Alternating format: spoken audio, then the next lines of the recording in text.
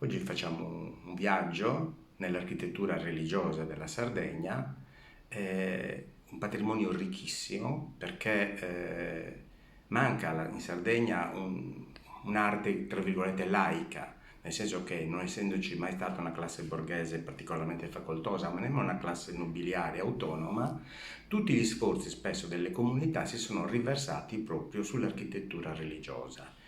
In essa la comunità ha, come dire, dato il meglio di sé, quindi con architetture di pregio che vanno dal periodo paleocristiano fino all'Ottocento, addirittura in alcuni casi fino agli inizi del Novecento, è un ricco patrimonio di arredi ecclesiastici, sculture lignee, intagli marmorei, pitture, argenti, tessuti, paramenti sacri fino agli ex voto popolari e poi gli arredi delle confraternite. Veramente non solo quindi architetture che sono già in sé stesse pregevoli, ma veri e propri scrigni che contengono moltissime opere d'arte che giustificano un viaggio e una visita. Prego.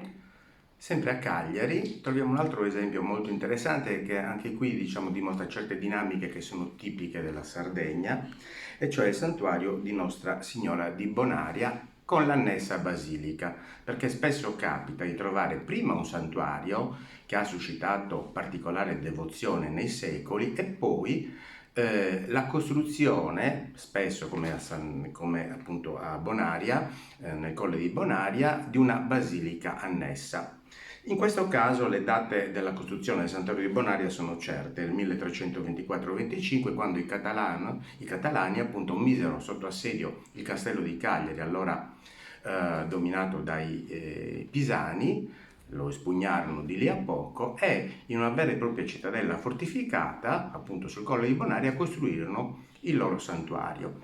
È il primo esempio di architettura gotico-catalana in Sardegna. Importante perché di lì a poco praticamente quello diverrà lo stile dominante per diversi secoli in tutta l'isola. In questo santuario viene raccolto un simulacro importantissimo, veneratissimo allo stesso tempo, che è appunto la statua della Madonna di Bonaria. Una leggenda narra che la cassa con la Madonna arrivò via mare addirittura con un cielo acceso. In realtà poi questa è una statua anche qui di dubbia provenienza, probabilmente forse all'ambiente napoletano, ed è più tarda rispetto al santuario perché si parla del 1400 inoltrato. Sta di fatto poi che per ospitare questo simulacro così pregevole in estofado d'oro, quindi ricchissimo anche nel trattamento del materiale appunto scultoreo e pittorico, si decise poi di erigere una basilica adiacente. Questa basilica venne eretta nel corso del Settecento da ingegneri militari piemontesi e poi in realtà il simulacro rimase poi nel santuario.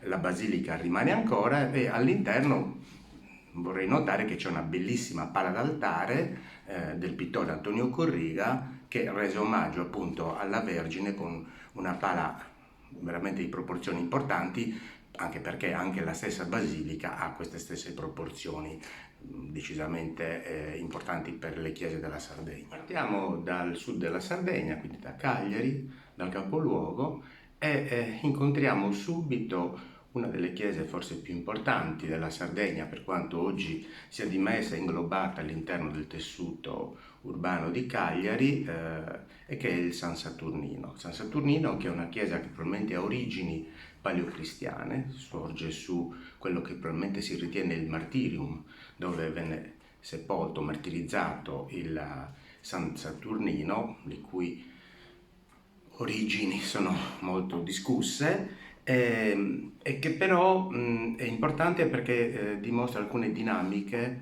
tipiche dell'architettura sarda. Questa chiesa appunto di origini probabilmente appunto paleocristiane, V-VI secolo, che doveva essere una pianta cruciforme a croce greca con cupola, in realtà poi dopo l'anno 1000 venne donata ai monaci vittorini di Marsiglia da parte dei giudici di Cagliari e venne ampliata in senso proto-romanico con questi grandi massi di arenaria che quasi danno quasi la sensazione che queste siano delle chiese quasi scavate nella roccia più che costruite, in realtà poi non è così, ma che rappresentano appunto un elemento tipico della tradizione sarda, cioè questa di chiese molto antiche che poi vengono ampliate appunto in periodo proto-romanico e romanico. Sono parecchie queste chiese, sparse un po' in tutta la Sardegna. San Saturnino è un esempio, ma poi ce ne sono altri come Sant'Antioco di Sant'Antioco, ma la stesso San Giovanni di Sinis e altre chiese che hanno subito questo stesso trattamento. Un'altra basilica che merita sicuramente una visita è la Basilica di Sant'Antioco nell'isola omonima. Ricordiamoci che il borgo di Sant'Antioco venne fondato in epoca finicio-punica nell'VIII secolo a.C. e che quindi quell'area era già stata interessata, dove sorge oggi l'attuale basilica, da un'area cimiteriale, addirittura finicio-punica, e caso unico in Sardegna, poi su quell'area viene creata appunto la basilica paleocristiana di Sant'Antioco ed è l'unico caso in cui troviamo appunto delle catacombe. In Sardegna, mentre in altri ambiti le catacombe sono molto frequenti, in Sardegna sono rarissime, l'unico caso anzi è quello appunto di Sant'Antioco, cioè delle tombe, una necropoli appunto fenicio-punica che poi viene trasformata in zona cimiteriale ipogeica appunto cristiana, ancora poco scavata. Pare che siano molto più ampie le tombe ipogeiche che possiamo trovare in quel sito, ma comunque sicuramente già per questo meritano comunque una visita. Anche la chiesa di Sant'Antioco è una chiesa appunto paleocristiana che poi viene ampliata nei secoli e in periodo romanico e poi ancora successivamente. Anch'essa caratterizzata da questa impostazione quasi a croce greca che però poi viene stravolta appunto nei secoli successivi.